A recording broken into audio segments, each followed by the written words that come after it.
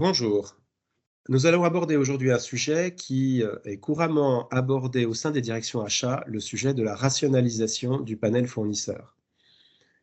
Si l'on regarde la littérature, la presse et les commentaires généraux que font généralement les consultants, on accepte l'adage comme quoi il faut rationaliser le panel fournisseur pour optimiser le coût de la fonction achat.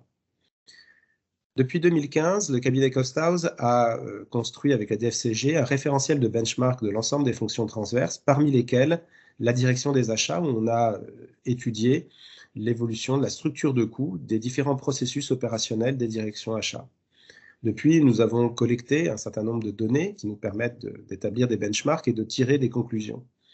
Et si l'on revient donc à notre question, est-ce que si l'on diminue le nombre de fournisseurs, est-ce que le coût de la fonction achat est optimisé? Eh bien, la réponse est contre-intuitive. La réponse est clairement non.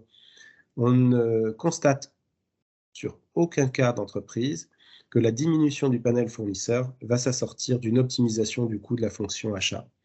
Et d'ailleurs, quand on parle avec les intéressés, on constate souvent que de vouloir rationaliser le panel fournisseur, alors que certains petits fournisseurs ayant des expertises très particulières sont indispensables au fonctionnement et à la valeur ajoutée de l'entreprise, vont continuer à fonctionner avec l'entreprise, mais en sous-traitance de rang 2, ce qui va empiler des marges et détériorer la performance économique de l'entreprise.